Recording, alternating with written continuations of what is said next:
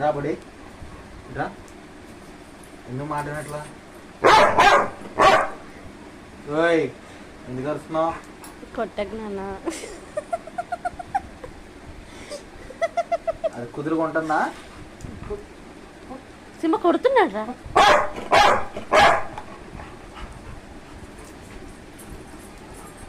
చూడు వాడు వెనకకి వెళ్తుంది. నాన్న దొరుకుతున్నాడు అని కొడుతుంది. అది చూడు బెల్ట్ లాగుతుంది టచ్.